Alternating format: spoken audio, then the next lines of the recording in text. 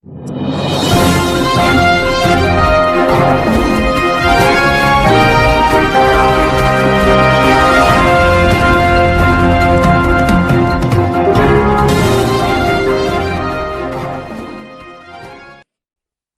వార్తలకు స్వాగతం. ముందుగా ముఖ్యాంశాలు.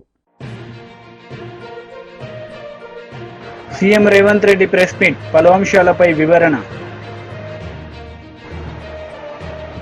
మాజీ మంత్రి Ambati Rambabu press meet, TDP నేతలపై fire. CM Revanth Reddy press meet నిర్వహించారు. ఈ సందర్భంగా పలు అంశాలపై ఆయన మాట్లాడారు. ఈనాడు ప్రభుత్వం అమలు చేయబోయే రైతు రుణమాఫీ కావచ్చు, ఇతర సంక్షేమ కార్యక్రమాలు కావచ్చు, రాబోయే బడ్జెట్లో ప్రభుత్వం ప్రవేశపెట్టబోతున్న బడ్జెట్కు సంబంధించిన వివరాలు కావచ్చు, వీటన్నిటిని కూడా ఉధృతంగా ప్రజలకు తీసుకెళ్లడానికి వారి అనుభవాన్ని, వారి శక్తి సామర్థ్యాలను పార్టీ వినియోగించుకుంటుంది. యథావిధిగా కొన్ని గోతికాడి నక్కలు ఏదైనా జరిగితే బాగుండు, లేకపోతే ఒంటె పెదాలకు నక్కలు ఆశపడ్డట్టు పెద్దలు జీవన్ రెడ్డి గారు చర్యల వల్ల కాంగ్రెస్ ప్రభుత్వానికి, కాంగ్రెస్ పార్టీకి నష్టం జరగాలి అని ఏవైతే గుంట నక్కలు ఎదురు చూసినాయో వాళ్ళకి పెద్దలు జీవన్ రెడ్డి గారు ఎలాంటి అవకాశం ఇవ్వలేదు. ఎందుకంటే వారి అనుభవం, కాంగ్రెస్ పార్టీ పట్ల వారికి ఉన్న కమిట్మెంట్ ఇలాంటి ఆశించే వాళ్ళకి అర్థం కాదు. కాబట్టి ఈరోజు మీడియా మిత్రుల ద్వారా తెలంగాణ ప్రజలకు, జీవన అభిమానులకు, కాంగ్రెస్ పార్టీ కార్యకర్తలకు, ఈ ప్రభుత్వంలో, ఈ పార్టీలో వారి గౌరవానికి, వారి అనుచరులకు, వారి సహచరులకు, కాంగ్రెస్ పార్టీ కార్యకర్తలకు ఎలాంటి కష్టము నష్టం జరగకుండా పార్టీ చర్యలు చేపడుతుందని పార్టీ ఆదేశించింది, చేపట్టాలని చెప్పింది. అవి తప్పకుండా అమలు చేస్తామని చెప్పి ఈ సందర్భంగా మీ ద్వారా అందరికీ తెలియజేస్తున్నాం.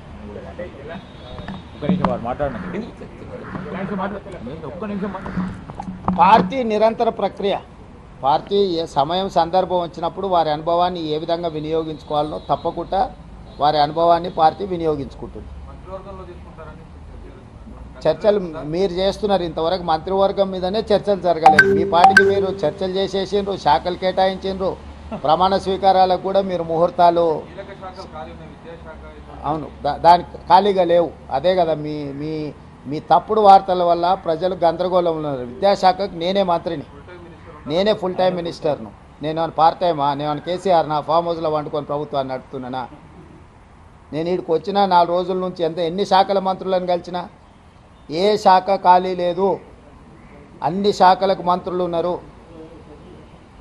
నా దగ్గర ఉన్న శాఖలకు నేను క్రియాశీలక మంత్రికి ఏమైనా పరీక్షలు నిర్వహించకుండా వదిలేసినామా? 10th క్లాస్ ఎగ్జామ్స్ నిర్వహించలేదా? ఇంటర్మీడియట్ ఎగ్జామ్స్ నిర్వహించలేదా? ఇంజనీరింగ్ ఎగ్జామ్స్ నిర్వహించలేదా? పరీక్షల ఫలితాలు విడుదల చేయలేదా? ఎక్కడైనా గతంలో జరిగినట్టు ఏమైనా లోపాలు జరిగినాయా? నీట్ కానీ, డిఎస్సి నోటిఫికేషన్ కానీ, ఏ పరీక్షలు ఆంధ్రప్రదేశ్లో ఇప్పటివరకు ఎంసెట్ రిజల్టులు కూడా ఇవ్వలే. మేము ఆల్రెడీ ఫలితాలు ప్రకటించేసి భవిష్యత్ కార్యాచరణ కూడా స్పష్టంగా చెప్పినాము. ఇప్పటి వరకు మీ ద్వారా సూటిగా నేను సవాల్ విసురుతున్నా. గతంలో విద్యాశాఖ మంత్రులు చేసిన పనులు, ఈ సంవత్సరం మా విద్యాశాఖ తీసుకున్న నిర్ణయాలను పోల్చి చూడండి. క్యాలెండర్ డేట్ ప్రకారం ప్రతి అంశాన్ని చాలా స్పష్టంగా నిర్దిష్టమైన ప్రణాళికతో ముందుకెళ్తున్నాము. కొంత పొలిటికల్ పార్టీ ఓన్డ్ మీడియా, అంటే రాజకీయ పార్టీలు నిర్వహించే టీవీలు కానీ, పేపర్లు కానీ, ఆ రాజకీయ పార్టీల యొక్క ప్రయోజనాలను కాపాడడానికి శాఖలకు మంత్రులు లేరు. కేసీఆర్ 2018 గెలిచిన తర్వాత ఆయన ఒక్కడే ముఖ్యమంత్రిగా పదవి చేపట్టి కొన్ని నెలలు మంత్రులే లేరు. ఏ రోజన్నా, ఏ పేపర్ అన్నా, ఏ టీవీ అన్నా ఇట్లుంటుందా అని ఎవరన్నా మాట్లాడినరా? 12 మంది మేము నిరంతరము కష్టపడి వివిధ శాఖలలో సమన్వయం చేసుకొని ఎన్ని సమీక్షలు చేసిన, విద్యాశాఖ మీద నేను ఎన్ని సమీక్షలు చేసిన, ఎన్ని రిజల్ట్స్ రిలీజ్ చేసిన. సో ఊరికే ఏదో ఒకటి అనేసి ఈ ప్రభుత్వం మీద బురద జల్లాలన్న ఆలోచన రాజకీయ పార్టీలకు సంబంధించిన మీడియా వాళ్ళు ప్రయత్నం చేస్తే తప్పులేదు. YCP leader Ambati Rambabu media సమావేశం నిర్వహించారు. ఈ సందర్భంగా పలు అంశాలపై ఆయన మాట్లాడారు. 10 సంవత్సరాల క్రితం ఈ రాష్ట్రంలో ప్రారంభమైనటువంటి 10-12 సంవత్సరాల క్రితం ప్రారంభమైనటువంటి రాజకీయ పార్టీ, చాలా బలమైనటువంటి రాజకీయ పార్టీ. 67 సీట్లు మొదటిసారిగా గెలుచుకున్నాం. తరువాత 151 సీట్లు గెలుచుకున్నాం. మొన్న కేవలం 11 సీట్లకే పరిమితమయ్యాం. కానీ 40% ఓట్ షేర్ ఉన్నటువంటి రాజకీయ పార్టీ. 60% మాకు వ్యతిరేకంగా ఉంది. అక్కడ ముగ్గురు గెలిస్తే 60% అయింది. మేము ఒక్కళ్ళమే 40% కొన్నాం. సీట్లు 11 ఉండవచ్చు. చాలా బలమైనటువంటి రాజకీయ పార్టీగా ఏర్పడినటువంటిది జగన్మోహన్ రెడ్డి గారి నాయకత్వంలో ఉన్నటువంటి వైఎస్ఆర్ కాంగ్రెస్ పార్టీ అనేది దయచేసి మర్చిపోవద్దని మనం చేస్తున్నాం. మేము మా పార్టీ కార్యకలాపాల కోసం రాష్ట్ర వ్యాపితంగా మేము ఆఫీసులు కట్టుకోవాలని నిర్ణయించుకున్నాం. అన్ని చోట్ల చట్టబద్ధంగా, ధర్మంగా, న్యాయంగా స్థలాలను కేటాయించుకున్నాం. మేము ప్రభుత్వం కేటాయించింది. ఇదేం కొత్త కదే. మేము వచ్చిన తర్వాతే జగన్మోహన్ రెడ్డి గారు కేటాయించలేదే. ఇది చంద్రబాబు నాయుడు గారు పెట్టినటువంటి సాంప్రదాయం, చంద్రబాబు నాయుడు గారు ఇచ్చినటువంటి జీవోలు. ఆ జీవోల ప్రకారం, ఆ జీవోలన్నీ కూడా నిన్న నాని గారు చాలా వివరంగా వివరించారు. చంద్రబాబు నాయుడు గారే ఆయన జీవోలు తీసుకొచ్చి ఈ రాష్ట్రంలో అనేక చోట్ల, ఈవెన్ ఎన్టీఆర్ ట్రస్ట్ పేరుతో ఉన్నటువంటి తెలంగాణలో ఉన్నటువంటి బిల్డింగ్ కూడా, ఇవాళ ఇక్కడ తాడేపల్లిలో ఉన్నటువంటి బిల్డింగ్ కూడా, లేదా ఏలూరులోనూ మరొక చోట రాష్ట్ర వ్యాప్తంగా తెలుగుదేశం పార్టీ ఆఫీసులన్నీ కూడా ఇలా మీరు కేటాయించుకుని కట్టుకున్నవే. వాటి మీద మేము ఎప్పుడన్నా పడగొట్టడానికి ప్రయత్నం చేశామా? చేయలేదే. మీరు అధికారంలోకి వచ్చారు. మొత్తం నిర్మాణంలో ఉన్నాయి. మాది కొత్త పార్టీ కదా. మీరంటే 14 సంవత్సరాలు ముఖ్యమంత్రిగా చేశారు. ఎన్టీ రామారావు గారు ఇప్పుడు ప్రారంభించినటువంటి పార్టీ. రాజశేఖర రెడ్డి గారు మరణించిన తర్వాత మేము ప్రారంభించుకున్నటువంటి రాజకీయ పార్టీ దినదిన ప్రవర్ధమానంగా పెరుగుతూ ఉంది. ఒకసారి అధికారం ఉండొచ్చు, ఒకసారి అధికారం పోవచ్చు. ఇప్పుడు ఏదైనా జరగవచ్చు. That is a different matter. But బలమైనటువంటి ఒక రాజకీయ శక్తి ఈ రాష్ట్రంలో వైఎస్ఆర్ కాంగ్రెస్ పార్టీ. ఇది కాదని నేను సత్యం, నేను మనవి చేస్తున్నాను. దానికి మేము పార్టీ కార్యకలాపాల కోసం మీరు ఇష్యూ చేసినటువంటి జీవో ప్రకారం, చంద్రబాబు నాయుడు గారు క్రియేట్ చేసినటువంటి జీవో ప్రకారం, చంద్రబాబు నాయుడు గారి ప్రభుత్వం క్రియేట్ చేసినటువంటి జీవో ప్రకారం వాళ్ళు కేటాయించుకున్నారు. ఏ జీవో ప్రకారం అయితేనే ఆ జీవో ప్రకారమే మేము గవర్నమెంట్ భూముల్ని కేటాయించుకొని మేము నిర్మాణాలు చేస్తుంటే ఏం చేస్తున్నారు మీరు? ఇవాళ తాడేపల్లిలో ఉన్న మా బిల్డింగ్ని పాల్గొట్టేశారు. టకటకటక నిమిషాల మీద పాల్గొట్టేశారు. ప్రమాణ స్వీకారం చేశారు, మా ఆఫీస్ పాల్గొట్టేశారు. అదేమంటే జగన్మోహన్ రెడ్డి గారు విధ్వంసకారుడు, జగన్మోహన్ రెడ్డి గారు ప్రజావేదికను కూల్చేశాడు ముఖ్యమంత్రి అవ్వంగానే అని మాట్లాడి నోరులేనేవి.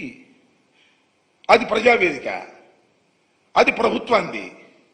జగన్మోహన్ రెడ్డి గారు ప్రభుత్వానికి వచ్చిందో తొలగించాడు, ప్రభుత్వ ఆస్తిని తొలగించాడు.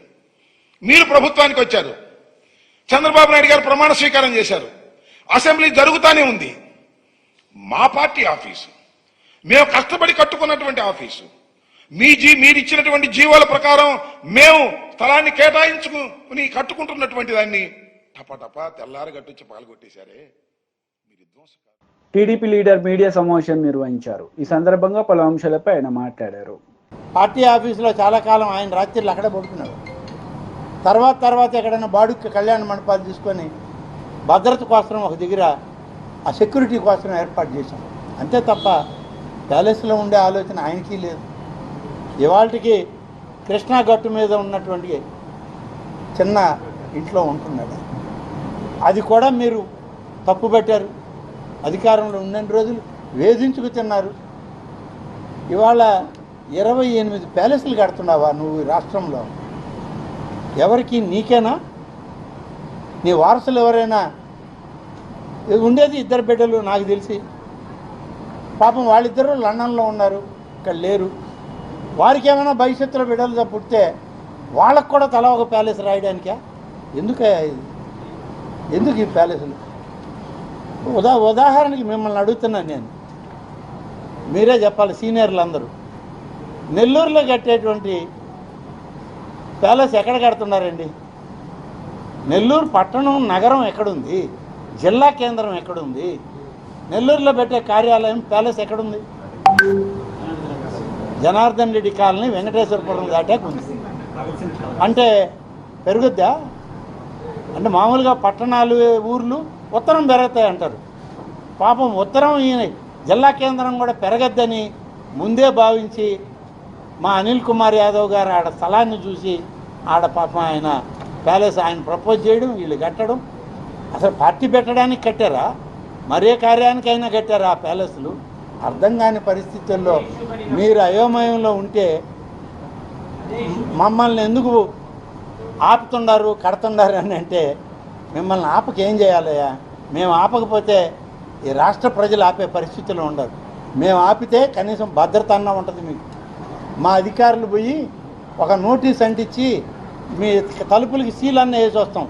మేము వదిలేసామనుకోండి, మీరు పెంచి పోషించిన అరాచక శక్తులు పోయి ఈ మాయను జగన్మోహన్ రెడ్డి మాకు ఇచ్చిపోయాడని వాటిని పూర్తిగా స్వాధీనం చేసుకొని ఏ అరాచక కార్యక్రమాలకు వాడతారు వాటిని. కనీసం మేము వాటికి ప్రొటెక్షన్ అన్న ఇస్తాం. కాబట్టి ఆయన కార్యాలయాలు కావు, అవి ఒక భూరి భవంతులు. ఆ భవంతులు ఆయన భవిష్యత్తులో ఆయన ఆస్తుల కింద మలుచుకోవడానికి ప్రభుత్వం దగ్గర ఉన్నటువంటి స్థలాలని ఆయన దోచుకున్న ధనంతో నిర్మాణం చేసుకున్నాం.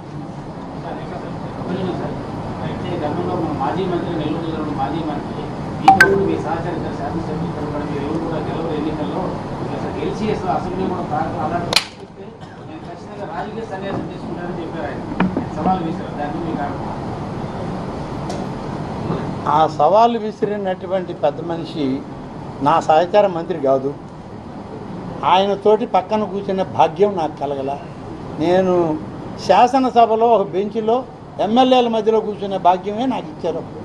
అక్కడే ఉన్నా కాబట్టి ఆయనతో ఒక సరిసమానంగా కూర్చునే స్థాయి నాకు లేదు ఆ రోజు. ఏదో వెనక ముందు కొంచెం సర్దుకాటి ఆ పక్కన ఏదో ఇది నీ సీట్ అంటే ఆడ కూర్చొని. కాబట్టి మీరందరూ గెలిస్తే నేను ఉండను పారిపోతాను అన్న ఆయన ఇవాళ ఆయన ఏం చెప్తాడనేది ఆయన చెప్పాలి. రాజకీయాల్లో సన్యాసం తీసుకుంటామనో, లేకుంటే కాషాయ వస్త్రాలు ధరిస్తామనో, కమండలం తులసిమాల పడతామని చాలామంది చెప్తా ఉంటారు. అని అన్నీ జరగవు, ఏదో తాత్కాలికంగా చెప్తుంటారు. కానీ రాజకీయాల్లో ఉన్నటువంటి వాళ్ళం మేము ఏదన్నా చెప్తే మళ్ళా ముందు తరంలో ఎప్పుడైనా మేము నిలబడ్డామంటే ఆయన ఆ రోజు చెప్తే ఈరోజు ఎట్టొచ్చావు మళ్ళా అని అంటే ఎట్ట, ఏదో ఒక దాంట్లో దూరాలు కదా. ఖాళీగా ఎట్టుంటే మాకు పొద్దుపోద్దా? మైండ్ బ్లాక్ అయిపోయి పిచ్చోళ్ళం అయిపోతాం. మాకు ఇప్పుడు నా వరకు ఎత్తుకోండి మీరు మీరందరూ నాకు తెలిసిన వాళ్ళే, నన్ను ప్రేమించేవాళ్లే, అభిమానించేవాళ్లే. మాజీ మంత్రి శ్రీనివాస్ గౌడ్ ప్రెస్ మీట్ నిర్వహించారు. ఈ సందర్భంగా పలు అంశాలపై ఆయన మాట్లాడారు. 1 మంత్ దాదాపు కావస్తూ ఉంది. ఆ గెస్ట్ లెక్చర్స్ రెన్యువల్ చేయడానికి మూలన కాలేజీలో లెక్చర్స్ ఉంటారో లేరు అని చెప్పి విద్యార్థులు మొత్తం ప్రైవేటు కాలేజీల వైపు వెళ్తూ ఉన్నారు. గవర్నమెంట్ కాలేజీలో చదివే పేద విద్యార్థులు కొంతమంది తల్లిదండ్రులు లెక్చర్సే లేదు కాలేజీలలో, ఏం చదువుతారా ప్రైవేట్కి పో అనే పరిస్థితి వస్తూ ఉంది. కనుక వెంటనే డిగ్రీ ఇంటర్మీడియట్లో ఉన్నటువంటి డిగ్రీ కాలేజీలో దాదాపు 1454 మంది, 1370 మంది డిగ్రీ కాలేజు, ఇంటర్మీడియట్లో 1625 మంది. అంటే క్యాడర్ స్ట్రెంత్లో 35% కేవలం గెస్ట్ లెక్చర్ల మీద ఆధారపడుతున్నటువంటి డిగ్రీ ఇంటర్మీడియట్ జూనియర్ కాలేజీలను సక్రమంగా నడవాలంటే వెంటనే ఇవన్నీ రెన్యువల్ చేసి వాళ్ళకి భరోసా ఇవ్వాల్సిన అవసరం ఉంది. ప్రైవేటు కాలేజీలు ఒత్తిడితో కొంతమంది, ఇప్పుడు హైదరాబాద్ చూస్తున్నాం, మేము కొంతవరకు నియంత్రించగలిగినాం, ఇంకా చాలా చేసేది చేయలేకపోయినాం. ఎవరు చూసినా శ్రీ చైతన్య నారాయణ ఈ కాలేజీలో చదువుతూనే పిల్లలు చదువుతారనే స్థాయికి వెళ్ళిపోయింది. గ్రామీణ ప్రాంతాల్లో ఉన్నటువంటి వాళ్ళు మండల స్థాయిలో జూనియర్ కాలేజ్ చదువుకుంటూ వ్యవసాయం చేసుకుంటారు. లెక్చర్ లేని కాలేజీలు ఎందుకురా, చేనుకాడనైనా పని చేయి, లేకపోతే ఓ భూమి అమ్ముకొని హైదరాబాద్ కన్నా పోనే పరిస్థితి వస్తూ ఉంది. ప్రైవేటు కాలేజీల ఒత్తిళ్లకు చేయట్లేదా రెన్యువల్ అనేది, లేదంటే దీని మీద ఎవరు దృష్టి పెడతలేరా అని చెప్పి నేను అడుగుతా ఉన్నా. వెంటనే రెన్యువల్ చేసి కొన్ని కాలేజీలు ఎట్లుందంటే ఒక్క లెక్చరర్ లేని కాలేజీలు 25 ఉన్నాయి, ఇంటర్మీడియట్ 25 ఉన్నాయి. కొత్తగా జూనియర్ కాలేజీలకు శాంక్షన్ అయిన తర్వాత ఒక 2 లెక్చర్స్ను పంపించి మిగతా వాళ్ళందరినీ గెస్ట్ లెక్చర్స్తో కాలేజీ నడుపుతుంది అది. ఎందుకంటే రిక్రూట్మెంటు సమయం పడుతుంది కనుక. మరి 8 సంవత్సరాలు 9 సంవత్సరాలు దాదాపు 8-10 సంవత్సరాలుగా పనిచేస్తున్నటువంటి గెస్ట్ లెక్చర్స్ ఏదో రోజు ఇలా పనిచేయక పర్మనెంట్ కాకపోతామా, రిక్రూట్మెంట్లో మాకు వెయిటేజ్ మనకు రాకపోతాయన్న భరోసాతో పనిచేస్తున్నటువంటి వాళ్ళు ఉన్నారు. ఉద్యోగ భద్రత లేనప్పుడు మరి వాళ్ళు కూడా చెప్పడానికి అవకాశం ఉండదు. నెల రోజులుగా మరి కాలేజ్ స్టార్టింగ్ రోజు ఈ కాలేజీలో ఎవరు లెక్చరరు, ఐపీ తీసుకోవాలంటే అందరు లెక్చరర్స్ ఉన్నారా లేదా, ఎంపీస్ తీసుకోవాలంటే కెమిస్ట్రీ లెక్చరర్ ఉండాలా లేదా, ఫిజిక్స్ లెక్చరర్ ఉండాలా లేదా అని చెప్పి అడిగి జాయిన్ అవుతారు. ఎవరు లెక్చరర్ లేరంటే ఎవరు జాయిన్ అవుతారు చెప్పండి? పేద విద్యార్థుల భవిష్యత్తు ఏంటి? మా జిల్లా చూసుకుంటే సీసీకుంటలో మేము కాలేజ్ ఇచ్చినాం, దౌలతాబాద్లో ఒక కాలేజ్ ఇచ్చినాం. ఇప్పుడు గెస్ట్ లెక్చరర్స్ని తీసుకుంటే వాళ్ళు కాలేజీలో అడ్మిషన్స్ అవుతాయి. 1 మంత్ అయింది. కొడంగల్ కాన్స్టిట్యున్సీలో కూడా నేనున్నప్పుడు దౌలతాబాద్లో ఒక కాలేజ్ ఇచ్చినాం. తర్వాత బొమ్రాస్పేట్లో ముఖ్యమంత్రి గారు కొత్త junior college. YCP leader media సమావేశం నిర్వహించారు. ఈ సందర్భంగా పలు అంశాలపై ఆయన మాట్లాడారు. పిన్నెల్లి రామకృష్ణారెడ్డిని ఎలాగైనా ఓడించాలని చెప్పి ఒక ఉద్దేశంతో తెలుగుదేశం పార్టీ వాళ్ళు అక్కడ సృష్టించిన వివాదాలు కానీ అల్లర్లు కానీ ఇవన్నీ కూడా ఒక్కసారి మనం అందరం కూడా ఆలోచించాల్సిన అవసరం ఉంది. ఇక పోతే ఎలక్షన్ ముందు ఎప్పుడైతే బీజేపీతో పొత్తు పెట్టుకున్నారో ఆ రోజు పురంధేశ్వరి గారు కొంతమంది ఎస్పీలని మార్చమని ఆదేశాలు ఇచ్చే కార్యక్రమం చేయటం, కొత్తగా ఎస్పీ గారిని మార్చే కార్యక్రమం చేశారు. ఎలక్షన్ రోజు కూడా ఆ ఎస్పీ గారు పల్నాడు జిల్లా మొత్తం కాదు, ఓన్లీ మాచర్లే వెళ్ళి ఉదయం నుంచి సాయంత్రం దాకా మాచర్లోనే ఉంటుంది. కనీసం మిగిలిన చోట్ల ఎక్కడ కూడా మేము ఎలక్షన్ రోజు ఫోన్లు చేసినా అక్కడ కంటెస్టింగ్ క్యాండిడేట్స్ ఎవ్వరూ కూడా ఫోన్ కూడా ఎత్తలేదు ఎస్పీ గారు. కేవలం మాచర్లనే టార్గెట్ చేసి పిన్నెల్లి రామకృష్ణారెడ్డి గారి సొంత గ్రామం కండ్లగుంట గ్రామంలో కూడా అక్కడ ఏకపక్షంగా జరిగిద్దేమో ఎలక్షన్ అని చెప్పి ఒక ప్రత్యేకమైన ఒక డిఎస్పీని అలాట్ చేసి ఓటర్ స్లిప్స్ కూడా ఒక డిఎస్పీ చేత ఇప్పించే కార్యక్రమం చేశారు. ఎక్కడైతే తెలుగుదేశం పార్టీకి ఏకపక్షంగా జరుగుతుందో అక్కడ మాత్రం ఒక కానిస్టేబుల్ నుంచి వైఎస్ఆర్ కాంగ్రెస్ పార్టీకి జరిగే బూతులన్నీ కూడా ఒక ప్రత్యేకమైన ఒక డిఎస్పీని అలాట్ చేయించి ఎలక్షన్ని టార్గెట్ చేసి ఈరోజు ఎలక్షన్ జరిపించే కార్యక్రమం చేశారు. అంతేకాదు ఈరోజు ఈవీఎంలని పగలగొట్టాడు రామకృష్ణారెడ్డి గారు అని చెప్పి వీడియో రిలీజ్ చేశారు. ఇది ఎక్కడి నుంచి వచ్చింది? లోకేష్ ట్విట్టర్ నుంచి వచ్చింది. ఈ రాష్ట్రంలో 13 చోట్ల ఈవీఎంలు పగలగొడితే ఎక్కడా కూడా వాటి గురించి బయటికి రాలేదు. ఓన్లీ రామకృష్ణారెడ్డి చేసిన ఈ యొక్క వీడియో మాత్రమే ఎందుకు వచ్చింది? ఎందుకు ఈరోజు ఈవీఎంని పగలగొట్టాల్సిన సందర్భం ఏంటో కూడా ఒకసారి ఆలోచించాలి. అంతకుముందే అక్కడున్న వైఎస్ఆర్ కాంగ్రెస్ పార్టీ ఏజెంట్లందరినీ కూడా తెలుగుదేశం పార్టీ వాళ్ళు బయటికి పంపించారు. అక్కడ ఏకపక్షంగా జరుగుతుంది ఎలక్షన్ అని చెప్పి రామకృష్ణారెడ్డి స్వయంగా వెళ్ళి ఆ రోజు ఆ సంఘటన జరిగింది. దాని తర్వాత ఆయన మీద కేసులు పెట్టే కార్యక్రమం, ఆ తర్వాత ఆయన కుమారుడు భార్య మీద కూడా దాడి జరిగింది. భార్య మీద దాడి జరిగింది, కుమారుడి మీద దాడి జరిగింది. ఇంతవరకు వాటి మీద ఎవరిని కూడా అరెస్ట్ చేయకపోవడం ఎంత బాధాకరమో, వన్ సైడ్గా ఈరోజు జరుగుతుందో ఒక్కసారి మనం అందరం కూడా ఆలోచన చేయాలి. అలానే ఎప్పుడైతే సిట్ వేశారో, సిట్ వేసిన తర్వాత అన్ని కేసులు కూడా 307 ఫైల్ చేయాలని చెప్పి ఒక డైరెక్షన్ తీసుకున్నారు.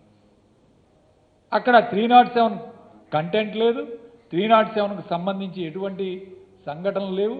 అయినా సరే మొత్తం కేసు, ఎందుకంటే మాకు నర్సరావుపేటలో కూడా మా మీద దాదాపు 3 307 కేసులు ఫైల్ చేశారు. ఇక పోలీసు వాళ్ళు ఇష్టం వచ్చినట్టు 307 ఫైల్ చేసే కార్యక్రమం, వాటి మీద అరెస్టులు చూపించే కార్యక్రమం ఇదే కార్యక్రమం పెట్టుకున్నారు తప్ప 307 కంటెంట్ కానీ 307 ఎక్కడ దాని కంటెంట్ కానీ దాని విషయం లేకుండానే ఏదో 307లన్నీ ఫైల్ చేశారు. ముఖ్యంగా రామకృష్ణారెడ్డి వాళ్ళ తమ్ముడి మీద దాదాపు 4 307లు ఈరోజు ఫైల్ చేసే కార్యక్రమం చేశారు. ఈ విధంగా టార్గెట్ చేసి ఈరోజు రామకృష్ణారెడ్డిని ఈరోజు అరెస్ట్ చేసే కార్యక్రమం. ఓకే, చట్టం తన పని దాన్ని చేసుకుని వెళ్తుంటుంది. ఒకటే గుర్తుపెట్టుకోవాలి, పల్నాడులో ఇవేమి కొత్త కాదు. మేమందరం పల్నాడు నుంచి వచ్చాం. ఖచ్చితంగా ఈ సవాళ్ళని కేసుల్ని ఎదుర్కొంటాం. ఇంకా దృఢంగా గొప్ప ఆత్మవిశ్వాసంతో అందరం కూడా ముందుకు వెళ్తాం. ముందుకు వెళ్ళి మళ్ళీ కష్టపడి పనిచేసి వైఎస్ఆర్ కాంగ్రెస్ పార్టీని ఈరోజు ఎక్కడా కూడా ఎవరిని కూడా పోగొట్టుకునే కార్యక్రమం చేయం. అందరం కూడా కలిసి పల్నాడు జిల్లాలో వైఎస్ఆర్ కాంగ్రెస్ పార్టీని బలంగా ముందుకు. కాంగ్రెస్ నేతలు మీడియా సమావేశం నిర్వహించారు. ఈ సందర్భంగా పలు అంశాలపై వారు మాట్లాడారు. రింగ్ రోడ్ ఉందండి, ఔటర్ రింగ్ రోడ్ లో ఏమైనా సమస్యలు ఉన్నా కూడా అవి ఏమైనా కొద్దిగా గొప్ప అది కూడా వారు నోటీస్ చేస్తారు. ముఖ్యంగా ఇన్నర్ రింగ్ రోడ్ అనేది ఒక 8 కిలోమీటర్స్ వరకు మాత్రమే ఇప్పటి వరకు ఫస్ట్ ఫేజ్ లో పని చేస్తూ ఉన్నారు. అందులో కూడా ఇంకా మధ్య మధ్యలో కొన్ని ల్యాండ్ అక్విజిషన్ ప్రాబ్లమ్స్ ఉన్నాయి. పూర్తిగా అక్వైర్ చేయలేదు. మళ్ళీ అందులో ఏంటంటే డబ్బులు ఇచ్చే విషయంలో కూడా, కాంపెన్సేషన్ ఇచ్చే విషయంలో కూడా కొంత భేదాభిప్రాయాలు చూపించడం జరిగిందని మా నోటీస్కి వచ్చాయి. అవన్నీ కూడా పరిశీలించి ఎవరికి కూడా అన్యాయం జరగకుండా అందరికీ కూడా సమంగా వాల్యుయేషన్ కట్టి వాళ్ళకు కాంపెన్సేషన్స్ ఇచ్చి ఇంకా ఏదైనా అక్వైర్ చేయాల్సి ఉంటే కూడా చేసి 8 కిలోమీటర్స్ రోడ్డును కూడా త్వరలోనే పూర్తి చేసి మిగతా బిట్ ఏదైతే ఉందో ఆ బిట్లో కూడా 2 రకాల డిజైన్స్ ఇచ్చారనేది మా నోటీస్కి వచ్చింది. అదేంటంటే కొంతమంది గత ప్రభుత్వంలో ఉన్నటువంటి నాయకుల స్థలాలు కానీ ఇళ్లకు కానీ ఇబ్బంది అయ్యే విధంగా ఉన్నాయని చెప్పి వాళ్ళు మళ్ళీ డిజైన్ మార్చి ఇంకో విధంగా చేశారని మా నోటీస్లో ఉంది. కాబట్టి అది మళ్ళీ ఒకసారి సర్వే జరిపించి దాన్ని పర్ఫెక్ట్ డిజైనింగ్ చేసిన తర్వాత మళ్ళీ సెకండ్ ఫేజ్ నోటిఫికేషన్ ఇచ్చి మళ్ళీ ల్యాండ్ అక్వైర్ చేసి ఆ second phase inner ring road కార్యక్రమాన్ని కూడా మేము ఒక ఏజెన్సీకి అప్పచెప్పి పూర్తి చేయడం జరుగుతుందని కూడా తెలియజేస్తా ఉన్నాను. సూపర్ స్పెషాలిటీ హాస్పిటల్ గురించి మీకు ఆల్రెడీ చెప్పడం జరిగింది. అది కూడా మళ్ళీ ఇంకోటి ఏం అనుకున్నామంటే ఒకవేళ అది పూర్తయ్యి అందులోకి కానీ ఎంజిఎంను షిఫ్ట్ చేయమంటారా లేకపోతే కొన్ని డిపార్ట్మెంట్స్ని షిఫ్ట్ చేయమంటారా, ఇంకా అవన్నీ కూడా మేము ఏమి డిస్కస్ చేయలేదు. ఫస్ట్ ఆ హాస్పిటల్ని ఎంత తొందరగా వీలుంటే అంత తొందరగా ఓపెనింగ్ చేసి ప్రజలకు ఇవ్వాలన్నదే మా యొక్క ఉద్దేశము. అసలు మామూలుగా హాస్పిటల్స్ అనేటివి 12 అంతస్తుల కంటే కూడా ఎక్కువ కట్టకూడదని నామ్స్ ఉన్నాయి మనకు గైడ్లైన్స్ ప్రకారము. కానీ వీళ్ళు 24 అంతస్తుల వరకు కూడా కట్టారు. ఆ మిగతా 12 అంతస్తుల్లో పేషెంట్లను ఉంచడానికి వీలు లేదు.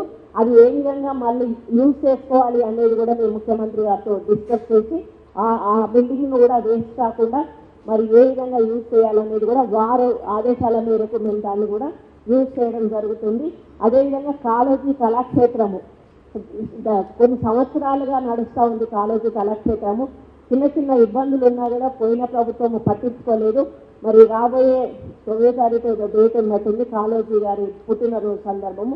ఈ లోపల మనకు కొన్ని ఫండ్స్ రిలీజ్ గవర్నమెంట్ నుంచి వస్తే అప్పటి వరకు పూర్తి చేసి దాన్ని ఓపెనింగ్కి సిద్ధం చేస్తామని చెప్పి కూడా అధికారులు చెప్పడం జరిగింది. అది కూడా ముఖ్యమంత్రి గారితో చర్చించి వాటికి కావాల్సిన నిధులు ఏవైతే ఉన్నాయో అవి విడుదల చేసి ఆ బిల్డింగ్ను కూడా పూర్తి చేసి మరి ప్రజలకు అంకితం చేయాలనేది ఈరోజు మేము ఈ మీటింగ్లో ప్రిలిమినరీ మీటింగ్లో డిస్కస్ చేసుకోవడం కూడా జరిగింది.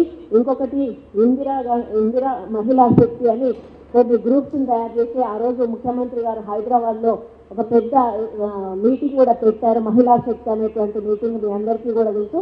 దీంట్లో ఏంటంటే మహిళలందరికీ కూడా సెల్ఫ్ హెల్ప్ గ్రూప్స్కి ప్రభుత్వం నుంచి బ్యాంకర్స్ ద్వారా లింకేజ్ లోన్స్ ఇచ్చి వాళ్ళు చిన్న చిన్న అంటే స్టార్టప్ కంపెనీస్ కానీ ఇండివిజువల్ ఏదైనా ఇన్కమ్ డెవలపింగ్ సోర్సెస్ లాగా పెట్టుకొని వాళ్ళంతటా వాళ్ళు ఫైనాన్షియల్గా ఎదగడానికని ఈ కార్యక్రమం చేయడం జరుగుతుంది. ఇందులో దాదాపుగా రేపు ముఖ్యమంత్రి గారి చేతుల మీదుగా ఒక 20 కోట్ల రూపాయలు మహిళా శక్తి వాళ్ళకి దాన్ని ఇందిరా మహిళా శక్తిగా పేరు పెడుతూ వాళ్ళకు చెక్ కూడా డిస్ట్రిబ్యూషన్ చేయడం జరుగుతుంది. దానివల్ల మహిళలు వాళ్ళ సొంతగా సంపాదించుకొని వాళ్ళ కుటుంబానికి ఆసరా అయ్యే విధంగా, ఎందుకంటే ముఖ్యంగా రూరల్ ఏరియాలలో కూడా పనులు చాలా తక్కువగా ఉన్నాయి. మెషిన్స్ ఎక్కువగా వచ్చాయి. మన అప్పుడు సోనియా గాంధీ గారు యూపీఏ చైర్పర్సన్గా ఉన్నప్పుడు 100 రోజుల పని పెట్టారు కాబట్టి ఈరోజు గ్రామాల్లో ఇంతో అంతో వాళ్ళకి పనులు దొరుకుతూ ఉన్నాయి. మరి రేపు ఎప్పుడు కూడా పనులు ఉండాలంటే మహిళలకు వాళ్ళకి పని కల్పించాలన్నటువంటి ఉద్దేశంతో ఈ మహిళా శక్తి రుణాలు అనేటివి మేము మంజూరు చేయడం జరుగుతుంది. మరి ఆ తర్వాత మేము కొన్ని ఇక్కడ ఉన్నటువంటి జనరల్ ప్రాబ్లమ్స్ కూడా వారి దృష్టికి తీసుకుపోవాలని ఒక మాట అనుకున్నాము. ఏంటంటే వరంగల్ బస్ స్టాండ్ డిస్మెటల్ చేశాము. దానికి కొన్ని ఫండ్స్ ఆల్రెడీ శాంక్షన్ అయ్యాయి. ఆ ఫండ్స్తో ఆ యొక్క బస్ స్టాండ్ పూర్తయ్యేటువంటి అవకాశం లేదు. కాబట్టి మిగిలిన అమౌంట్ కూడా ముఖ్యమంత్రి గారి ద్వారా శాంక్షన్ చేసుకొని దాన్ని పూర్తి చేయాలని. వార్తలు ముగించే ముందు ముఖ్యాంశాలు మరోసారి. CM Revanth Reddy press meet, పలు అంశాలపై వివరణ. మాజీ మంత్రి Ambati Rambabu press meet, TDP నేతలపై ఫైర్. ఈ వార్తలు ఇంతటితో సమాప్తం. తిరిగి ప్రసారమయ్యే వార్తల్లో మళ్ళీ కలుద్దాం. అంతవరకు సెలవు. నమస్తే.